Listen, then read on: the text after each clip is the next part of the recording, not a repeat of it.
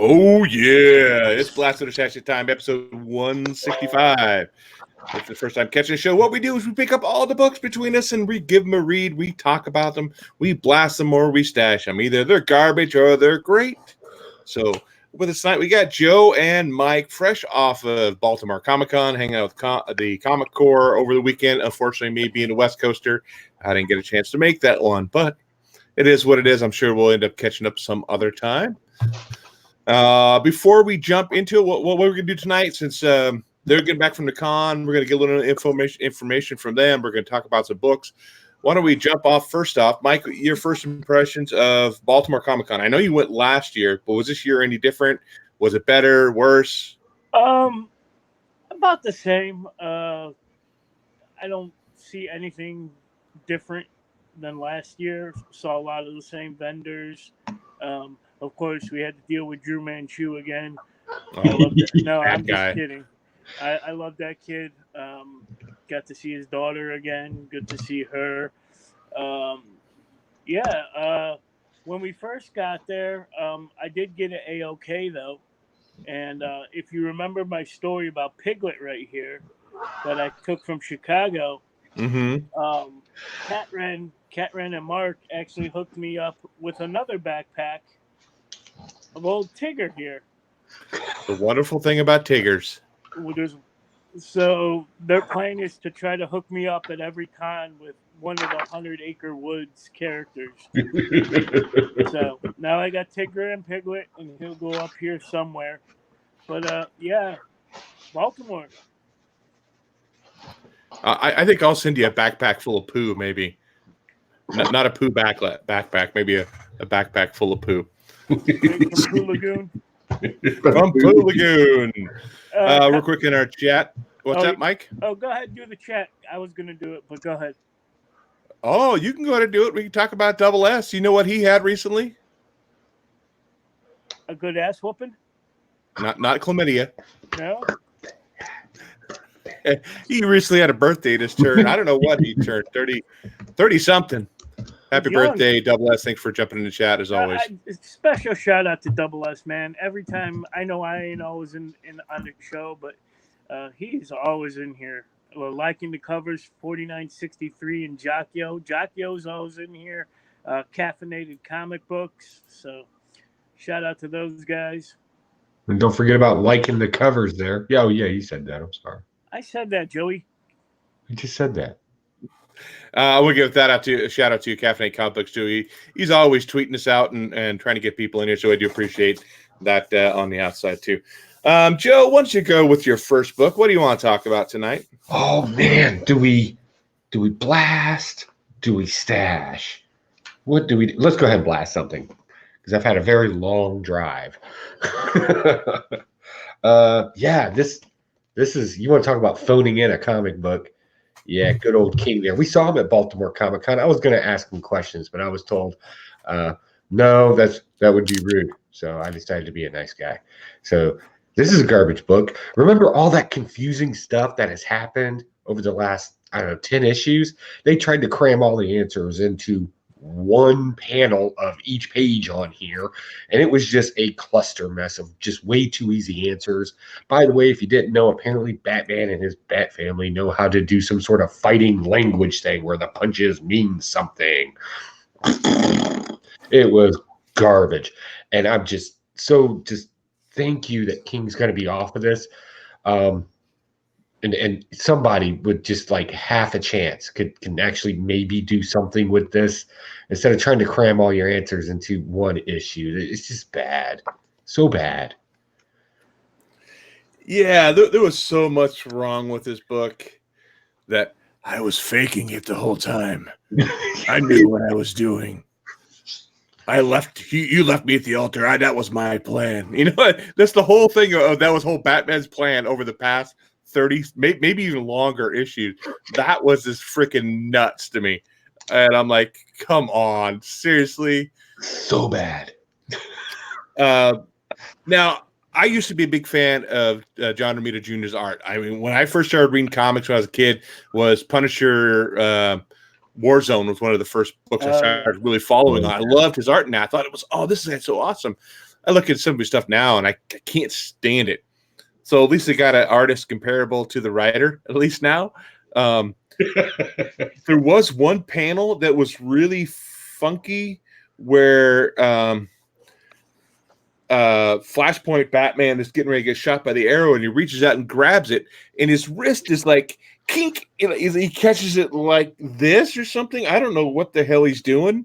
Yeah, I don't know. I'm like, what in the hell was that? I mean, I don't know if I could show it on the screen very well, but right there, that middle panel, the way he caught it and his way his wrist is, that's just really freaking weird.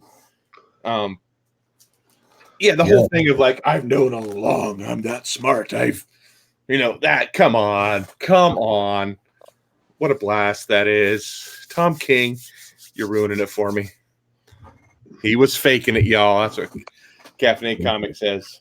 So it's a blast for both of us on Batman. So let me I'll go into another book. Oh, this is another book that I blasted. And I'm not sure. See, did you read it? Yes, you did read it.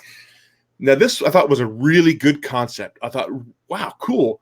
Tattoos kind of relay what kind of powers they have. Wow, that's actually kind of a cool concept.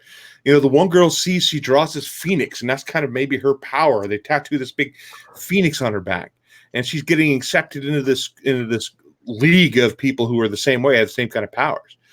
But then it gets to the part where her tattoos, she's a fashion designer. Hello.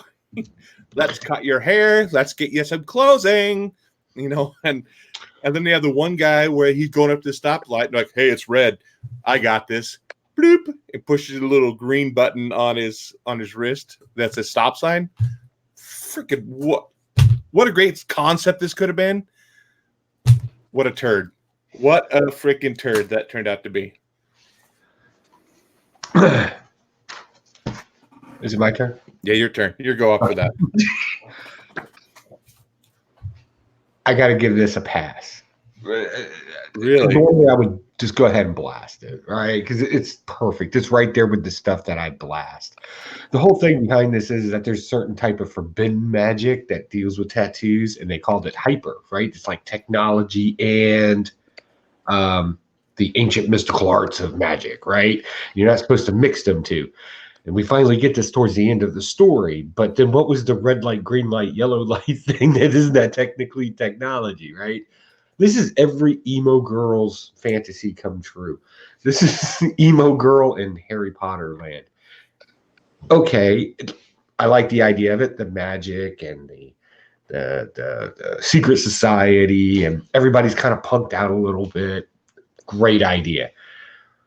So I don't want to throw this away just yet because it's such a cool concept, and the art in this is beautiful. I don't want to dump it just yet. I want to know some more about it. Although I will give the book this, and this is why I'm on the fence. The writer of this is not stupid. If you want to hook men into this book, you talk about World War II battles, have their own, magical cult type of thing underneath the Pentagon. Sure. Yeah. Good job, writer. You got me hooked on that part. And I think that's the only thing that keeps me wanting to hook on, because I want to know more about these mages and these other groups of society out there that are magically enhanced. That's the only thing that's really keeping me on to this right now. Other than that, 50-50. Like, I could do either one. I think I like that cover better than cover A. Yeah, I really like the hidden, the one per store variant. That was a pretty cool cover. If you saw that one, I did see it, but somebody already bought it because people just don't let me do what I want anymore, and it's starting to make me mad. I didn't even know it was a thing until I saw it later on. I'm like, oh, dude, my store didn't even bother to tell me about that. Maybe they sold it before I got there. Maybe because I got to work Wednesdays, and so I don't get there right when they open the doors. So DC Comics is in the house. Says, what up, guys? DS Comics. What did I say? DC. Oh, well, DC's on my brain. So let's talk a little more about Baltimore. Do you pick up any good books, Mike? I didn't really actually spend a lot of money at this con. Financial struggles and all, changing jobs and everything. first day, of course, we had press passes, and we got in with the Comic Core early. So I ran around and grabbed a few signatures. Actually, about 3 hours before Joey picked me up for the ride up, I was looking for books just to get signed, just for the hell of it. I found a few. Greg Land, nobody was at his table, so I got him to sign this X-Men book with Magneto's bloody hands, and also more recent Amazing Spider-Man with an awesome black hat on the front. So I got him to sign that. Met a local East Coast artist up here. Well, I didn't meet him. I met him last year, but he goes by Buzz. I don't know if you could see that Spider-Gwen print. That was the first Spider-Gwen print I ever bought from him. I got him to sign this Vengeance of Vampirella #1. And then the other signature I got was Billy Tucci. I love talking to that guy. He supports the veterans. He supports the American Legion. And I always run over and go talk to him about this Red Sonja Vampirella variant from him. Got him to sign that right there.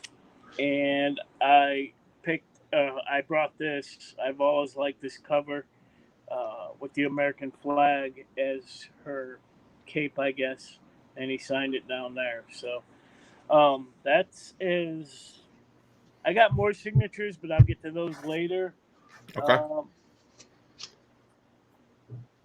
Yeah, that's really it. Okay, Joe, you want to go with our next book? Yeah, I want to talk about. Let's just go ahead and get Carnage out of the way.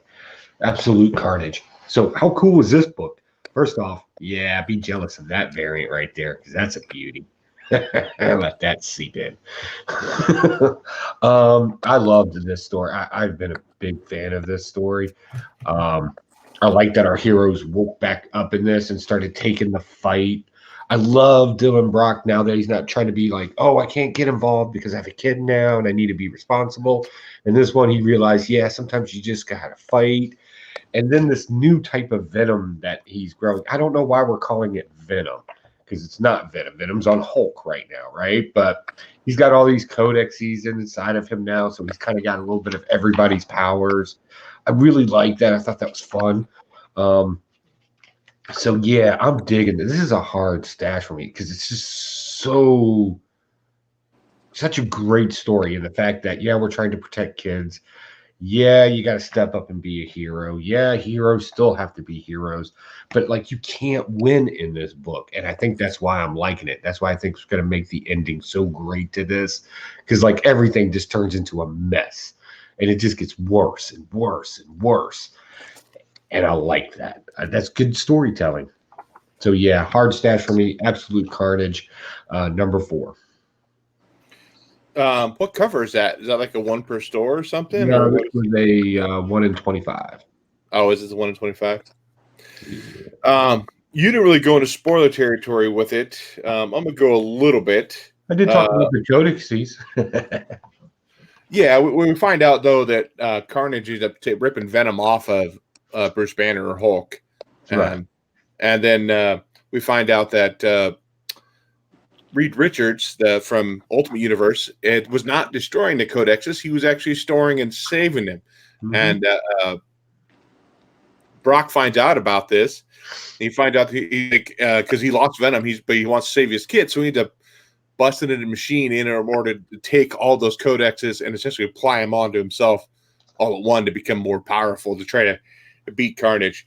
But yeah, this was pretty badass. I mean, we get all the superheroes out of that machine because their codexes have been removed, but they get dispatched fairly easy, you know.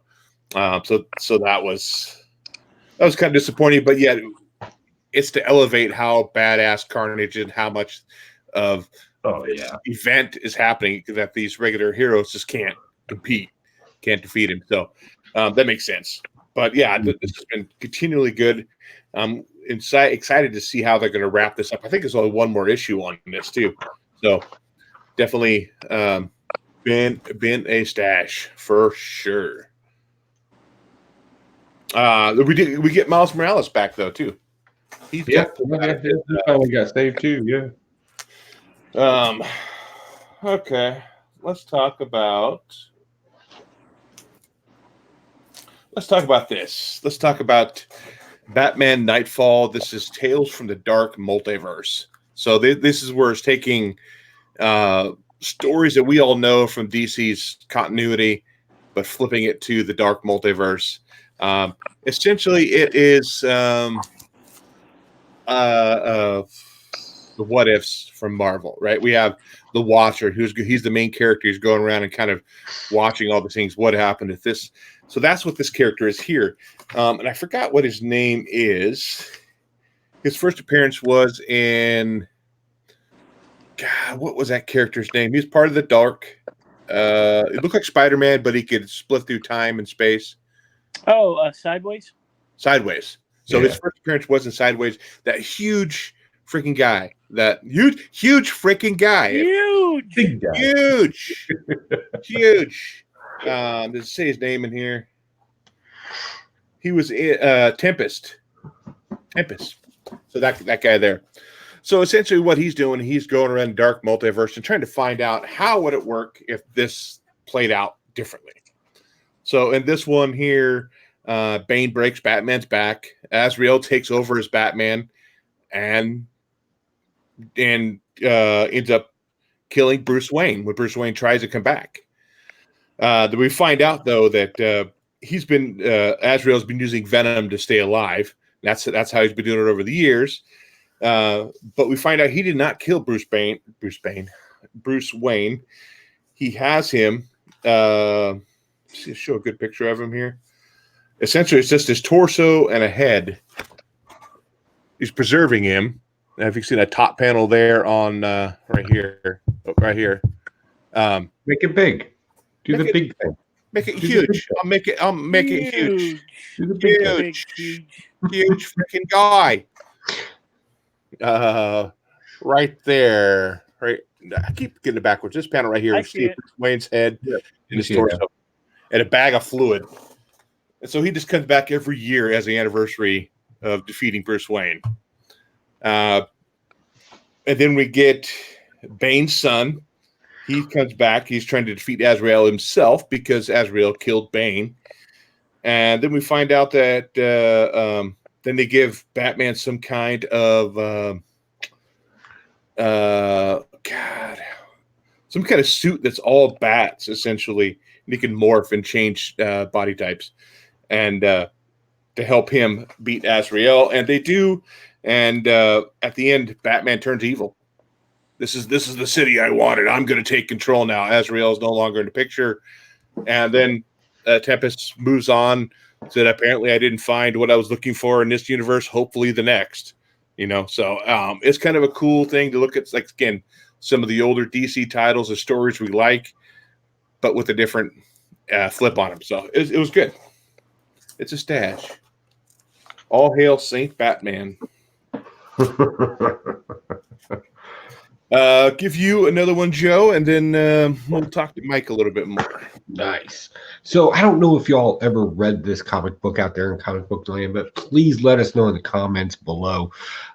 Metal Man. Now, I maybe when I was a young lad, maybe read a handful of these, and I was like, "Oh, it's the Fantastic Four." Right? Or if you don't know, it's a bunch of sentient robots. Was the original goal of the entire thing. And if you're asking who wrote Metal Men here, Delano. But so yeah, it's a bunch of sentient robots. Well, what we find out in this issue is, well, they're not really sentient. The entire thing was a lie. And the one that's made of gold, it's not real gold. And the one made of platinum, not real platinum. And then they find all their other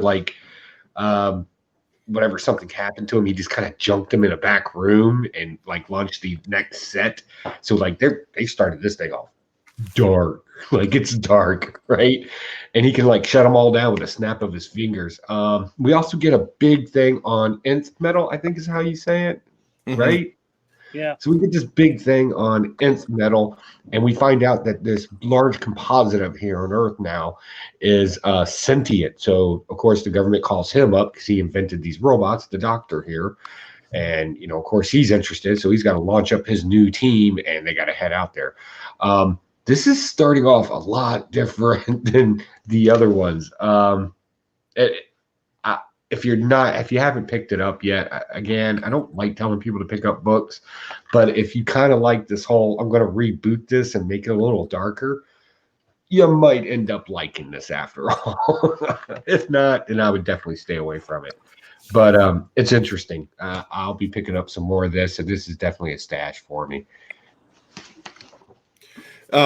Middleman hasn't been around for a while in DC Comics, have they? Very long time. I mean, I don't. Yeah. 80s, maybe? I think they were around before that. Oh yeah, they were around in the Yeah, 70s. they may be around for that. I'm saying last time that we'd seen them in any kind of title of their own or anything. Maybe the 80s. I'm not sure. I never was into them. Yeah. So I know, Mike, you're kind of not necessarily known for it, but you've gotten a few celebrity signatures at some of the cons we've gone to. You got the girl from Stranger Things, and I thought there was one other one you got. Were there any cool celebrities there that weren't comic book related? Actually, they're lesser known celebrities. They're celebrities in my book. Hold on here. Let me adjust because I wasn't prepared for this. Oh, sorry. I should have given you the question ahead of time. I can't even think of her name now. That's how unprepared you made me. Well, what about the masked guy that you got a signature from? That was my grand finale. God damn it! Oh, we can wait. Sorry. Oh man, I know her. Okay, woo! Here we go. So there was a wrestler there I wanted to meet because she recently got signed by the WWE, and I think it's Scarlett Bordeaux. And I had her. She had no one at her booth. I went right over and got this signed by her. Right there. Sure, she's a wrestler, not like a Playboy centerfold. No, she is a wrestler, and she just recently was signed by the WWE. I walked up to her, bought this picture from her, had her sign it, and wished her good luck in her future endeavors. And I got that. I also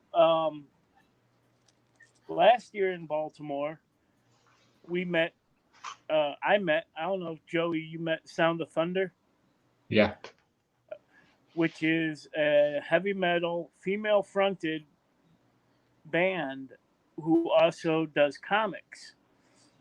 They were also back in Baltimore, and they had their lead singer there this time, and I got her to sign her little poster here. And I bought their latest album right here, which actually ties into the most recent Shadow Man comic book from Valiant. Got that signature, and probably we also met somebody in a bar too. Oh yeah, first night there after the Hard Rock Cafe, me, Pocan, Catran, and Mark, we stumbled into a bar. Stumble's the right word. Cocktails, and in walks lesser known wrestler James Ellsworth. I don't know if any of you know who that is, but he had some time in WWE, and I wasn't sure if that was him or not. So I asked Mark, the cameraman. I pulled up a picture. Hey, I said, "Hey man, is that look like that guy?" He said, "Yeah, he really does." So I walked up to him. I said, "Are you James Ellsworth?" And he was really cool. So he acted like he could have bought us some fucking drinks bastard. But It's okay. I bought him one. I think you said ex-WWE wrestler, so I don't think maybe his budget's not nearly as what it used to be. I mean, he's hanging out in a bar in Baltimore, so I don't know. It was a nice bar. One other signature that I got. This is Things Happen for a Reason. Remember that book you gave me, the Halloween book you gave me? Yeah. That one all about the Halloween movies? Yeah, I really wanted to get it signed by A. Michael Myers. About a month ago, there was a horror fest here that Pocan and his wife were going to, and I couldn't get the time off work. That Tyler Maine was going to be there. Is that his name? The guy who played Sabretooth in the first Oh, episode? yeah. He also played Michael Myers in the Rob Zombie Halloweens. So I was going to get that book signed by him. But like I said, they went, and it wasn't worth it to pay the $35. There was really nothing there. I couldn't get the time off, so I never got that signature. Well, they announced that I can't even think of his name now. Tony, the original Michael Myers from the first Halloween, was going to be in Baltimore. So I took this book and I got it signed by him. It says, "To Mike, trick or treat, Michael Myers," and he always signs it H1 because he was the original. So happy to get this signed. Thank you, Dave, for giving me this book. That's a pretty cool book to get signed to with that all black cover like that. That makes that signature and stuff really pop on there. So, and if I ever do see Taylor Maine, I will get his signature up there as well, because why not? Other signatures I got were, I was walking by this kid's booth. He said, "Hey, can I sell you on my comic book? Just give me 20 seconds." I said, "You got 10." And he went off. You got 10, kid. He went off on his little spiel about his book, and he suckered me into buying a bunch of these, and I think Joey got some too. Maybe not. It's Wai Soon Shin, about a admiral, a Korean naval commander who's a real life person. Yeah, I picked those up. It's actually not a bad read. I'm gonna read them. I bought the first volume, 1 through 4. He signed them all. Yeah, he's real cool. And this is the number 1 of the second volume. Really cool cover there. So I'll give these a read. And that is really all my signatures that I got. Okay. We'll jump back with Joe with the book review. You're up with your next book. Real quick in the room, a lot of comments going around. Take the Time Collectibles is with us. Finally, he wanted to correct us in 2007. Metal Men did a Brave and the Bold issue. So that's really cool. I'll have to go look at that, see if they were cheesy then as they were when I was a kid. Also, Pages, Films, and Plastics in the room. Saying hi to everybody out there. It's great to have you all here. It's great to be back home. I'll be honest. I'm just drained. I'm getting too old for this shit. Right. Let's go ahead and blast something else. And I can't believe I got to blast this. This is a Carnage story. And I think I'm upset with the time that it came out more than anything. And that's Carnage Avengers. All right. So remember when Wolverine and Captain America and like that whole team, they just automatically showed up to fight Carnage and all that stuff going on. Well, this kind of tells a story about how they got there, and it's including Hawkeye into it. And it's boring. First off, we already know that they got there, and we're so deep into that at this point that this story is pretty much irrelevant to the entire storyline. It's just retconning its own event. And I now regret buying this, and I'm just so angry. So angry. But it ties in with the Avengers run, though, right? The main Avengers run? Or is it a one-shot? It ties into it's not a one-shot because they're going to tell the story about Hawkeye in here that's not associated with Absolute Carnage. This is a tie-in with Carnage. Okay. Okay. Absolute Carnage. So Yeah. it's not like that. This one here, the Absolute Carnage versus Deadpool. It's not like that. No. That's not Okay, like so that. it's actual part of the Avengers run. I think I must have it. I always pick up the Avengers and Justice League, even though I'm way behind them. The only thing interesting that could come out of this, if anything interesting comes out of it, is we noticed in the Absolute Carnage run so far, we haven't seen anything about Hawkeye yet. So I think something's happened to him, and this is going to be the storyline that tells you about it. And Black Widow's going to hit his head really hard, and he's going to come out of it. No, probably. Who knows? So yeah, this is kind of just nutter flutter. That's all this is. So yeah, it's a blast for me just because it's so late and I'm so invested with Absolute Carnage at this point that this storyline just doesn't make any sense. Okay, so one of the only tie-ins to Absolute Carnage outside of Venom that I buy because I pick up all the Venom and not run anyhow is Absolute Carnage versus Deadpool.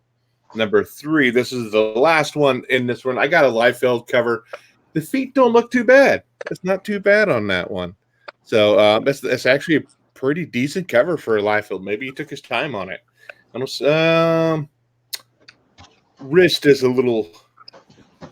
his hand are a little too little messed up there, but it's a decent cover nonetheless. So, and this one here, we have Deadpool getting his ass whooped by, I don't remember who it is. This is the Carnage. I think it's maybe Norman Osborn. And he's getting sliced with claws. Looks like Wolverine. It's not Norman?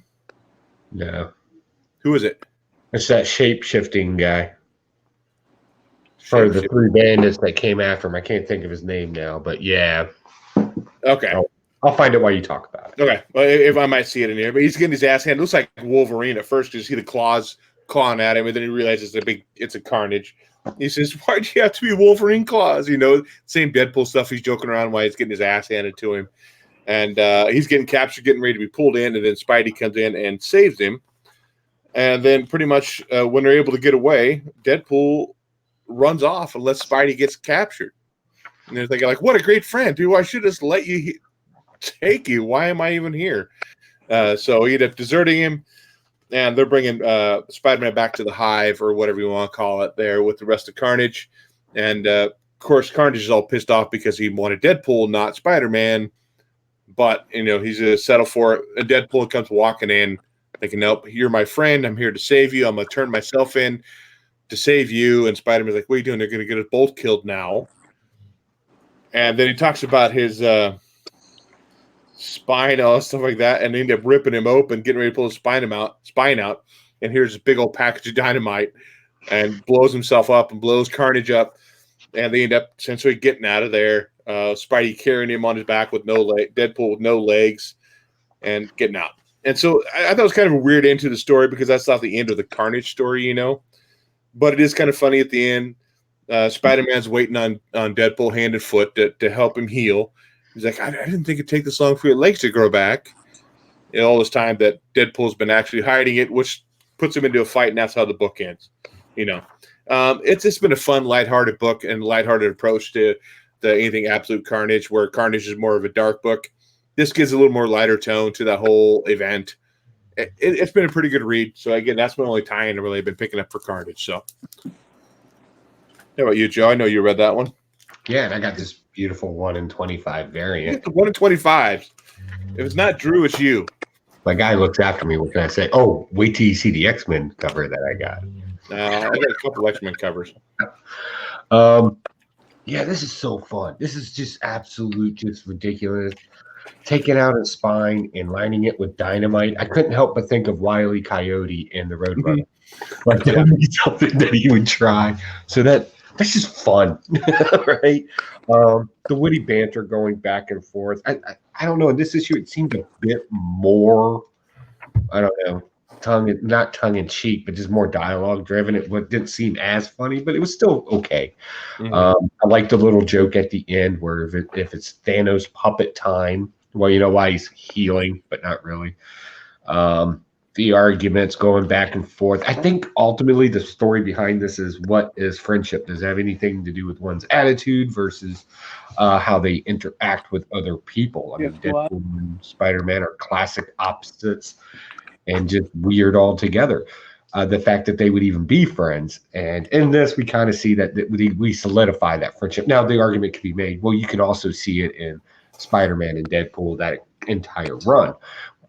But if you didn't get that run, you wouldn't really know their relationship very well. And I thought this book kind of really explained that. He's kind of like Eddie Haskell. You know, Deadpool's kind of like Spider-Man. Eddie Haskell is the best way. And if you don't know who Eddie Haskell is, first, I'm sad for you. And two, you got Google. You can look it up. Golly, Miss Cleaver. You're up, though, with your next book, Joe. Well, I don't know. Do we have some more fun things to say about Baltimore Comic Con? Yeah, anything? absolutely. First off, I forgot I picked this up. The Sound of Thunder guys had their new book, Baltimore Comic Con exclusive, with this Geiger-esque cover here. It's amazing and right there, Oh, wow. Queen of Hell. So I grabbed that. Okay, so the Comic Corps booth was set up. Excuse me. Right next to that was a guy I was talking up because we had a lot of time to stand around, and he was part of Advent Comics.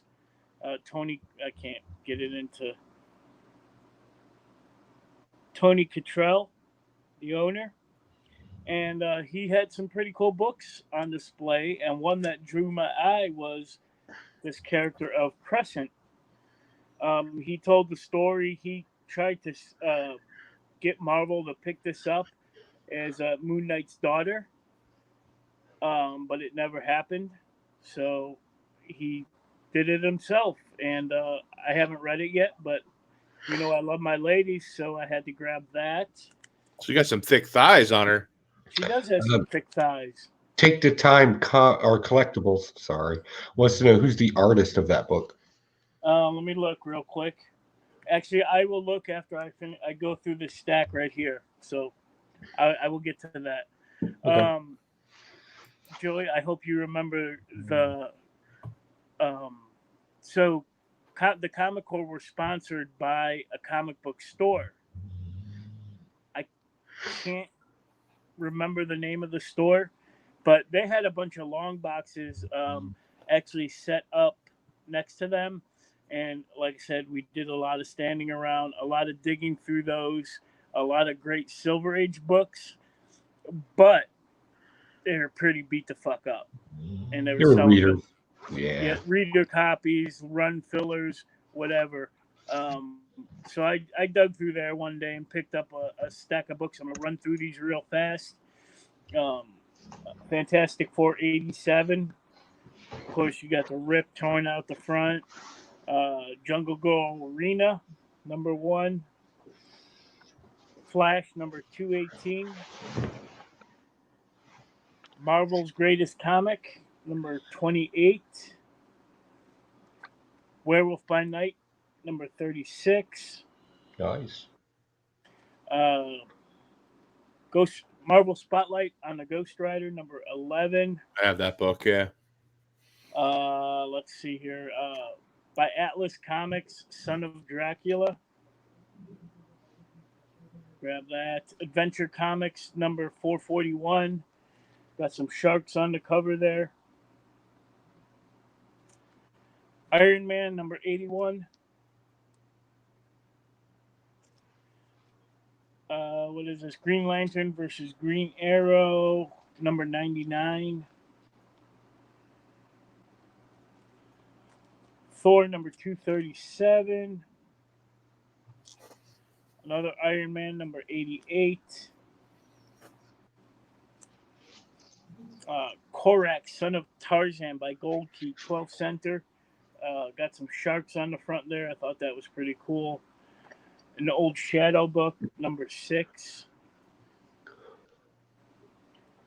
The Invaders Meet Frankenstein, number 31. I didn't even know that was a thing. Yeah, I saw this. I grabbed it. It's like Abbott Um, Costello meet Frankenstein. the Avengers number 95. A bunch of I dig Turok, so these are all Turok Gold Key comics. So I grabbed a stack of those, and that's all I got out of that. I will look up the Man Gramps. You are coming at us with all the classics tonight.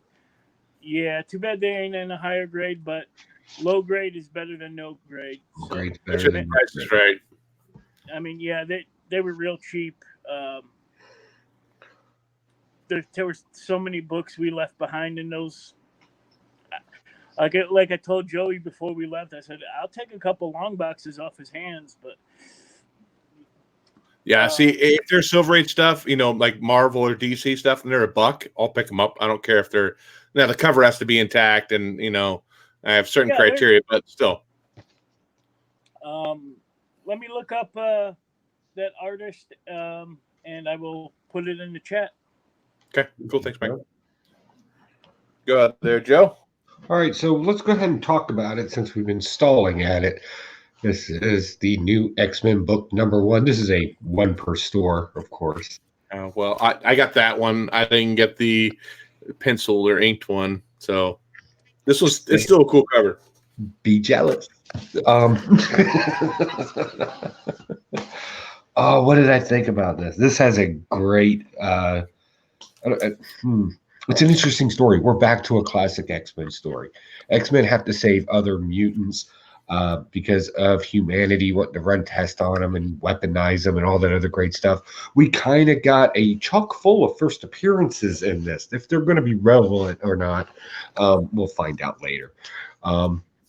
We get that classic story, and then we get it broken down what it looks like to be in a mutant family in this one and the whole duchotomy of it. What does that look like with the Scott Summers' father and that whole 9 yards? We get interesting characters like, I believe it was Deathhead. I don't think he actually said his name. I forget, but it was Cable and this other guy were talking about different guns and how they really wanted to trade guns. We get Wolverine cussing somebody out because he's about to overcook some meat on a grill. We just have a bunch of just great little just normacy in a mutant life.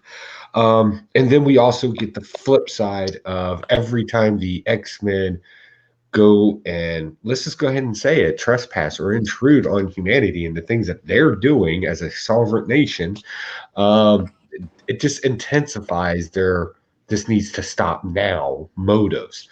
So bigger machines. We get introduced to a blind doctor who's kind of been pulling the strings the whole time, really, in the whole rebuilding of these Sentinels and the mother mold and all that up in space. Somebody we thought dead is actually not dead. There was no reason to think she was dead, come to think of it, because I looked at the book. I could have sworn they showed her die, but no, they didn't. So yeah, in the beginning there was some action, saving the kids, tearing everything up. That was okay.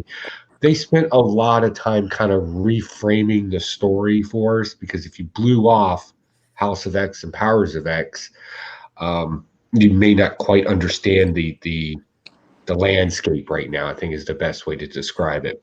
So right now, all mutants are besties. They're all high-fiving each other. So let's see what happens with the next couple of issues coming out. I'm kind of excited about this. I kind of want some of my characters that are going to be using this to kind of be referenced so I know who they are. Like Cyclops' father. Forge? Isn't it Forge? No, it's Corsair. Corsair, that's it. Okay. It looks like Forge.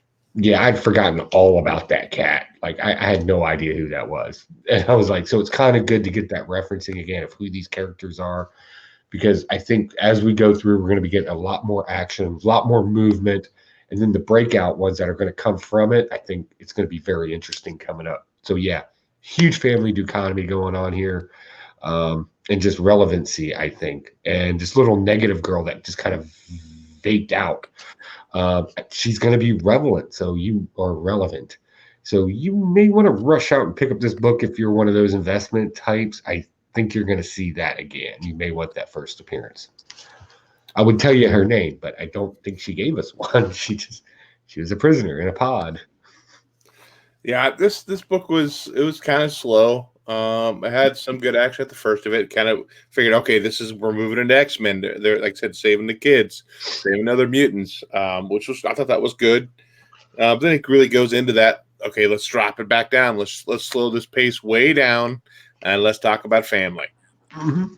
It was, I mean, I guess it was okay. It's like setting it up. I'm hoping it's going to move forward. I trust Hickman just because I thought it was great with Powers of X and House of X or Powers of 10, whatever you want to call it. That was good. You know, I did have some complaints about the last issue, but nonetheless, it was still a good run on that. And I'm hoping he's going to do the same thing on here.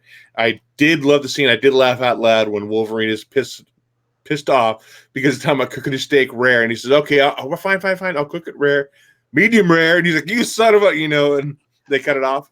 That cracked me up. That was pretty good. The art's good in there, and I mean, I'm looking forward to see where it's going. I wasn't going to pick up every single one because they have a whole list of what's coming out: Marauders, Excalibur, New Mutants, X-Force, Fallen Angels. And I wasn't going to pick up all of those, but I think I'm going to pick up all of them, the number ones at least, to kind of maybe feel it out and see what I think of it. That's what I'm going to do. So, the only problem is, like, I hope it's not like every week where, like, these ones were harder to get on. Like, if you only ordered the first one on X-Men, Powers of X, and House of 10 or whatever, it was kind of hard because it was a weekly title. So, it's a stash for right now. I did pick up the Art Joan cover on that, too. Just the trade dress, and I picked up the one you had, the party variant or whatever it was. Yeah. So that was a two-foot store, wasn't it? My store had like 6 of them. No, then it wasn't. I'm thinking of something else. He could order as many as he wanted. He only ordered like 6 though, and he was kind of holding them back for his, some of the more important, not more important, but the people who spend more money there and stuff. Favorites. Yeah, it's my favorite. I'm favorite. His favorites. That's okay. I did post a picture of Jamie and Steve from Rogue City Comics on Instagram and Twitter and Facebook. They were that one, the book from last month, the House of X #1, that Emma Frost cover. And Jamie's funny because like, why is he always winning these books with these women on there? The big boobed women. Why is he winning all these books? So that's why I took the picture the way I did, because I thought it was like her show. I said, just show me disappointment. That's all you got to do, and that's what she went. So it was good to see that they've been supporting us for a year now. So do appreciate that. I'm next. Let's talk about this one. Let's talk about Black Terror #1 by Dynamite. This was one last week. Was this last week? Well, never mind. Let's not talk about that one. Was it seriously last week? It was last week because I reviewed it last week. Did you? Yeah. I asked you if you read it, and you said no. No, I said I didn't pick it up this week, and then I laughed. Then you laughed? You didn't bother to tell me that was last week, Dave. What can I say? I'm a jerk. Okay. Tell me about it. But it was pretty good. I did like Black Terror, though. I thought it was good. Maybe it just didn't come in until this week for me. I don't know. As a matter of fact, not only did I not get that book last week, but I gave it to somebody who I knew was a fan of that artwork and that writer at Baltimore. Oh, really? The Black Terror #1? I gave it to Seawater. Oh, okay. It says Pocan Joe. He says, just look, 2007 Brave and Bold #9 features Metalman and others by George Perez. You saw that already. Yeah. I'll come for Lee and Claremont. Want more action, but I'll stick with it for at least a few issues. He's talking about X-Men. Let's talk about Spider-Man #2 with J.J. Abrams and his son, whatever Abrams, Henry Abrams. Just continue on the story where we have his son that's really kind of doesn't want anything to do with his dad. Nothing to do with Spider-Man because his things is kind of weird. He doesn't want to display his powers. Doesn't want any people to know that he has powers because he thinks he's going to freak. And then he ends up meeting a girl, and she's wanting to go hang out with him after school. And so he's trying to burn. He ended up burning one of the Spider-Man outfits because she didn't want her to see it because he's a freak. Well, then she comes all dressed up, looking like kind of like Catwoman in a way. And hey, yeah, if you got a costume, bring one. Aunt May I have another one. So she gave him another one of Peter's Spider-Man outfits. So he's wearing that. But she's a little juvenile delinquent, and she's trying to get him into trouble by spray painting. She's a little social justice warrior, like going out like, these people are bad because they don't pay them enough. Let's go spray paint their buildings. And so Henry's, is it Henry? Yeah. It's Ben. Benji. That's it, yeah. So she kind of uses him to help with this stuff, and the cops show up, and he starts using his special powers, and she realizes he has essentially a Spider-Man, and then what happens? He ends up getting attacked by the big robots and all the little minions he has, but he ends up getting away, and then we find out his dad has come back after he saw the news of his son fighting these robots, and they go, "Oh, Spider-Man's back." And so that's how it ended right there. Him walking into the room, all kind of beat up, his uniform, his costumes all cut up, and Peter saying, "Hey there, Spider-Man." Yeah, it's okay. It still had quite a bit of action. It's your typical 13 years old. He's not making good choices. Doesn't have a good father figure around, so he's disgruntled about that. I can see that, and it's still not a bad book. How much I really wanted to hate it. It's still not bad. I think it's still. I'll pick up the other ones for sure. It's stashed for me. And you read that, Joe? Yep. Another specialized variant cover there. Bastard. Weep. Good story. I don't much care for the political messaging in it. I think it's mundane and weak, and it just placates to the ignorant. But all in all, good story. I mean, I get it, right? Kids have beliefs, as misguided as children can be. I know I was. I know my daughter is. And let's face it, that they more passionate than thought put into things. So things are put in here that is to kind of placate to that. And that's fine. They're children. They'll learn as they get older. What I do like about this story is even though they have their beliefs or whatever the case may be, that they're willing to do stupid stuff to prove that it's right, and that's what teenagers do, so it's okay. It makes sense. I like this villain. I don't know why I don't like the way he's drawn, but I like the kind of this motive that we get from him. He's just creepy, right? Like he seems like he could just do something bad, and I like that. I like my villains to be villainous. I like the awkwardness of a teenager thinking that fitting in means looking like everybody else. Come to find out, everybody's a little weird. So he puts on a Spider-Man costume, and he's going through the same thing that the original Batman went through, this kind of awkwardness. Spider-Man? Yeah, or Spider, what did I say? Yeah. Batman. Spider-Man, sorry. Well, Batman. Yeah. They're all really the same. No, I'm joking. But I like this. So I'm willing to look past, it's, everybody deserves health insurance because whatever. I'll dig through that. Fine. I even like Peter Parker in this. He's a guy that lost his hand, lost his wife, and now he finds himself in overseas battle areas taking pictures. He's embedded with a military unit right now, and he just doesn't know how to just deal with a teenager right now. Like he just can't get around that. I think that's interesting. Of course, he's going to have to teach his son a few things, so that would be awesome. So yeah, all in all, I'll stash this for now until it starts taking its message to that point where I'm just like, you know what, I'm done. Real quick in the room, got a lot of conversation going on, and we had Second Street Marvel just show up into the room right now, and we also got Brandon in the room as well. It's good to see him up. What's going on, man? Man, we got a lot of faces in here tonight. Thank you all for coming. That's really cool. Yeah, I've watched Second Street Marvel's. He actually puts a lot of content. He's always going live, and I catch him I think it was Friday morning, Friday night. I jump in his live chat, listen to what he's talking about. Does a lot of movie stuff, and it's pretty good stuff. Okay, we're almost beer on the air because he's just that cool. Now, does he drink beer? I have not seen him drink beer. He might drink beer. I know he just was down in L.A. I think he said he went to the L.A. con if I'm Oh, mistaken. nice. So that was the same weekend I was down there, but I couldn't convince my wife to go on cruise and hey, let's spend a couple extra days away and go to the con. I don't think that wasn't going to fly. So Could have came out to Yeah. Baltimore. I could have came to Baltimore, but I think I would have got my butt kicked. Sorry, Mike. No. Mighty LJ. She's not in the chat, but man, she's probably lurking somewhere. I'm gonna come and get hit with a frying pan. Might be lurking.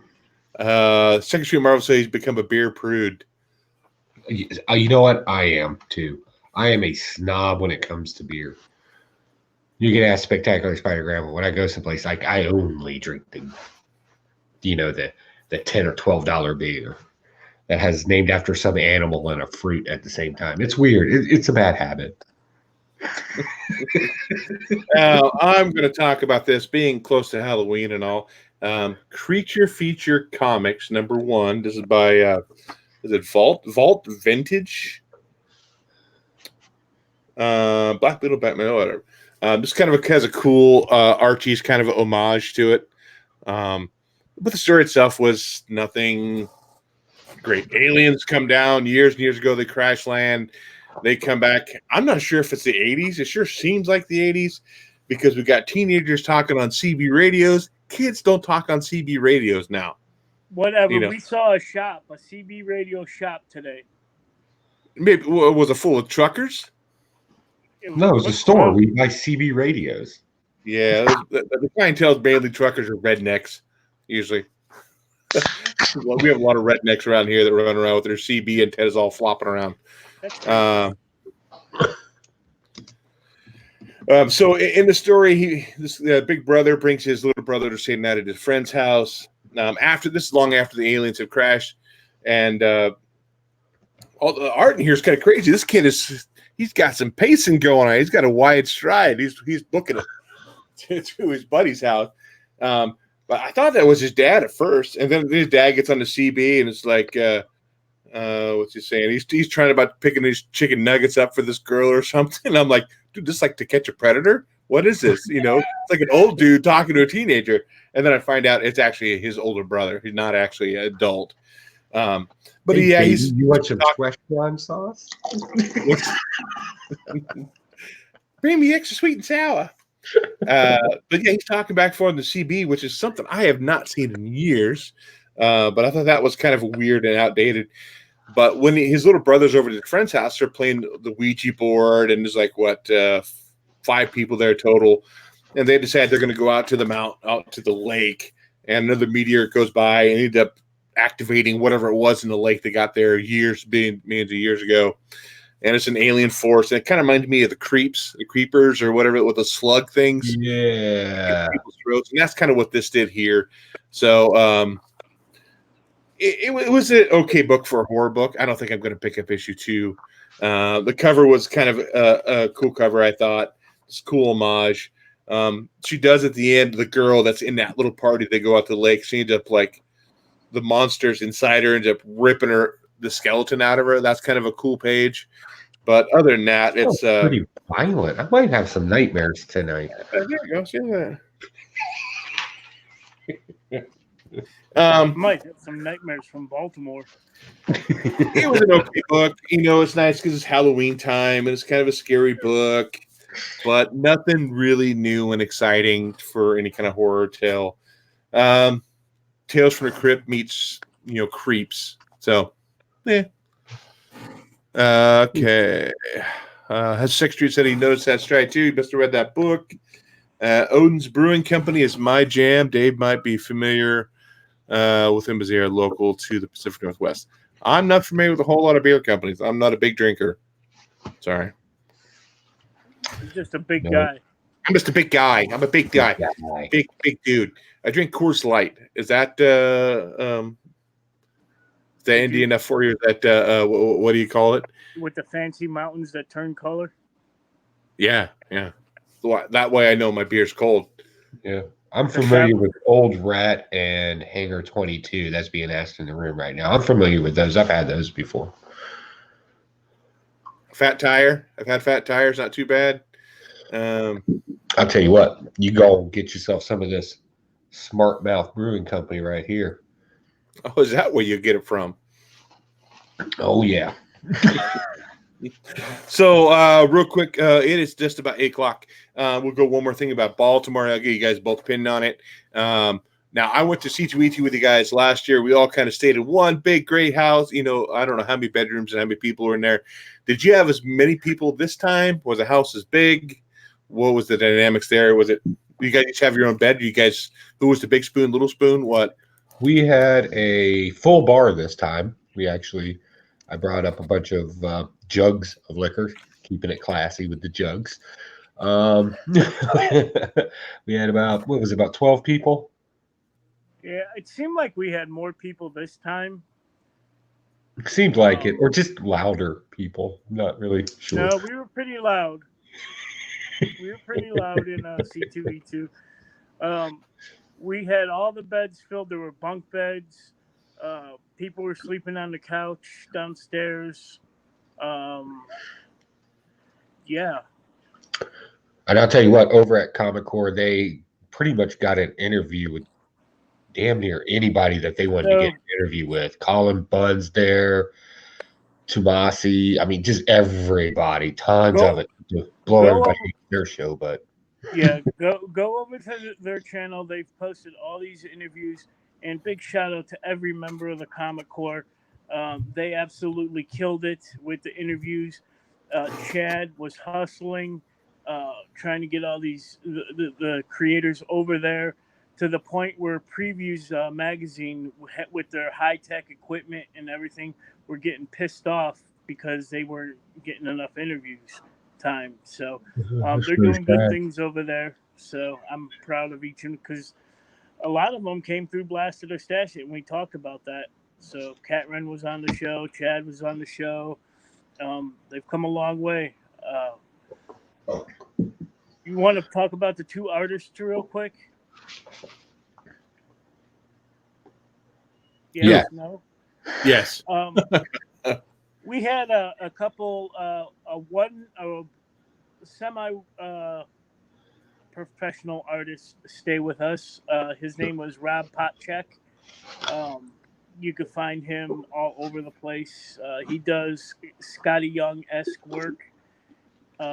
His last book was Junior High Horrors. Junior High Horrors. And he did the X Liefeld book, if you guys seen that. No, kind of makes fun of Rob Liefeld. Yeah, he did that. Stayed with us. He was a real cool guy. And another artist, Daniel Montana. What's his name? Montana, whatever. You'll be seeing more of him on Blasted or Stash It, hopefully. Really great guy. Just retired from the military, so he's a veteran. He puts out some great work. He has his artwork is so good. You can go check out some of his Instagram work on Instagram. It's amazing. We're going to try to get him on the show here. Other than that, I don't know. Baltimore was fun. Maybe try to get, see if we can get some original art from him, maybe to do a giveaway or something on the show. Talk to him about that for our Patreon. We'll talk about our Patreon here before I head out of here. We're at 8 o'clock, Joe. You want to run through your lightning round? Yeah, let's do that real quick. So, Mask, if you like the Mask, you'll like this. This was okay at best. Basically, what do you do when you take something that's crazy like the Mask and you stick them in a political office? Let's find out. Something's killing the girls. This is continuously being just good enough to not be blasted. Doesn't really tell you a whole lot each issue, but it gives you just enough to keep holding on to it. And I like a little suspense in my diet, so this is awesome. My pick of the week, actually, I'm surprised that I didn't get to this one, was Once and Future. This is so just stinking good. Just don't stop looking for my review and go out and get this already. It is good. Let's see here. Anything left for Gardens of the Galaxy? It was kind of okay. We kind of have a new team here. We found out what Child Magnus was doing this entire time and how he's evolved. It's okay. And last but not least, I'm continuously getting this Justice League for very, very, very complicated reasons. But I like their whole play on time here, where in all three fractions of time, they have representation of all three fractions of time. And I've been kind of playing with that concept lately. And this is kind of interesting as far as that goes. It's very convoluted, though. So, yeah. And I think that's it. Also, I got a huge haul of stuff from Baltimore. We no sense in even going through it. I'll just go ahead and tell a few people right now. I got a Hulk number 5. So Oh, nice. yeah. Okay. I did get this, and this should be the last issue I'm getting. Like I said, I always feel obligated. If I order something from my comic store, it was on my pull list when I ordered it. I pick it up, regardless if I'm not reading it anymore or not. And that's how hopefully this fell in. This will be my last issue. Captain America number 15. This is the Adam Hughes cover. So that's kind of cool. But other than that, it's been a turd, and I didn't read this issue either. I do have Justice League. I haven't been reading that. I'm so far behind on that I'm gonna take. If we ever take a week off, I'm gonna be reading that. Savage Sword of Conan number 10. Teen Titans number 35, which is kind of cool, almost like Guns N' Roses kind of cover. You know that Appetite for Destruction. I was missing the skull up top, but other than that, it's pretty cool. Contagion number 3. Again, this was one I put on my pull list, and I don't like it, but I am obligated to buy it. The Mask number 1, which was okay. Now I never read any Mask titles before. You know, it's Jim Carrey movie. That's was my understanding of the Mask. I found out more later. It was a lot darker than, you know, they call me Cuban Pete. I'm the king of the Pete. The comic book was pretty, yeah. When I play Mike's maracas, I go chicky boom. Once in Future 2 and 3. I didn't read 2, so I finally read 2 and read 3. It's still continuing to be pretty dang good. I'm enjoying that. Guardians of the Galaxy number 10. It was okay. They keep teasing that Rocket's dead. He's not freaking dead. Quit doing that on the covers. That's pissing me off. I'm ready to drop it. You can keep, because I mean, yeah, they want people to buy it because of the cover. Do you want Rocket dead? I'm not saying we want Rocket dead, but don't quit teasing he's dying and then not kill him. I want Rocket dead. Like, I'm sorry, I just want him dead already. I like Rocket. I don't want Rocket dead. Dark Age number 3. It's the art's very independent. I mean, you can tell the art's very independent on it. It's okay, but it's not the best thing out there. But I'll also continue to read this because it's kind of an apocalyptic kind of story. And then finally, it was so boring that I didn't finish it all the way through. I read the other 2 issues. Superman Year 1. I didn't even finish reading this up. This is more of a Superman story. I'll give it that. So it is all about him. I don't like Lois Lane's in a little single-use submarine getting the story, because that's what Lois Lane does. She's a one-man team. You know, that was kind of ridiculous. It's like I remember watching the TV show Chips. You ever watch that TV show? I love Chips. I thought I was Poncho when I was a kid. Dude, who the hell thinks that those CHP officers are certified scuba divers to check it out? They're a bomb squad technician. They do everything. You know, I saw MacGyver do it all by himself, so don't tell me you can figure it out. But it kind of reminds me of Chips, like, oh, Lois Lane, I can do anything. You know, it's like, oh, come on, dude, you're not in a single-use submarine. Or John Romita's art, or how about Frank Miller's art on that? Hey, that's horrible. But for our Patreon winners, so I said I was going to give this away, all three issues, 1, 2, and 3, as a gift to one of our Patreon winners, and that is Kirby Comics. He used to be on the show a while ago. So Kirby, if you're watching this, get a hold of me. I'll get this out to you. It was okay. Not what I want. So I'll end up giving this away. That's what. How much are these bad boys a piece? $6 or $7, right there. Yeah. So They don't cost him anything. don't cost him anything to be disappointed. So, that's all the books I got this week. Mike, you're on. You've been on vacation, or kind of vacation. Do you have any Funko news? Anything coming out that's cool? I have no Funko news. I did not pick up a single Funko Pop in Baltimore. I recently got the Marvel Collector Core box. If you don't want to be spoiled what pops were in there, go away for a minute. I'm about to tell our show audience those. to do that. Only for a minute, not the rest of the show. So yeah, this is the 80th anniversary Marvel Collector Core box. 2 Funkos were in it. It was a great box in my opinion. Great shirt. I forgot what else was in it. The shirt was awesome. Green Goblin shirt. This is 1 Funko Pop. This is first appearance Loki. Right there. And of course you got the, what is it, Journey into Mystery comic on the back. And right up my alley here is first appearance Thanos. There, and of course Iron Man 55 on the back. That I'll never own. Maybe Don't Dave say will. never. Yeah, whatever. I don't get free shit like you do. I don't get free shit all You the know time. that was brought up. That was brought up at the con.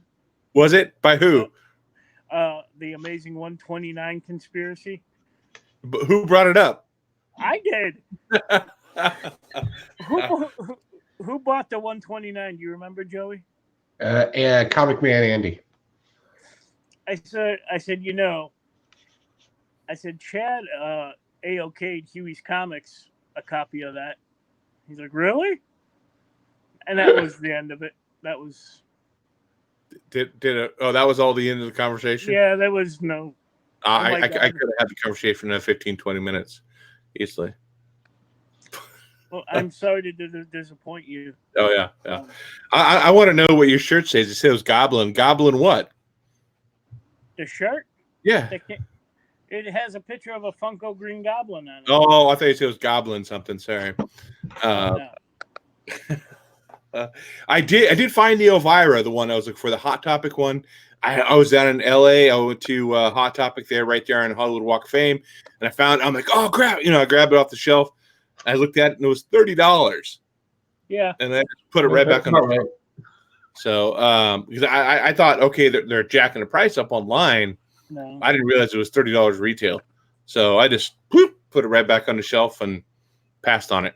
And I'll just figure I'll just find it somewhere else, which I'm kind of glad I did because I got to get some other stuff with that $30. So, yeah, like a McDonald's Happy Meal, it's $30. I went to Golden Apple Comics in LA and spent a little bit of money there, and so that was good. I'm just about broke. I got my little bit of money left for gas to get back to work and my comics for the next 2 weeks. So that's all I need, right? We got a con this weekend, actually. This weekend? Yeah. This next weekend coming up. It's not very big. I'm only going to spend a few hours there. There are a couple signatures I want to get. Arthur Sudan's going to be there. Mm-hmm. And I want him to sign this. So. Okay. Why not? Any last minute thoughts on Baltimore before we bounce out of here for the evening? No, just so much. Shout out to all them guys at the Comic Core, Cat Ren Figures, Mark, Chad, C. Woodard, Misexplained, JB, JD, all them guys. So. Okay. Thanks Well, to Joe. Yeah, it was also great meeting Mr. Bolo, Simple Man Comics, Mastodon Comics with Andy or Comic Man Andy.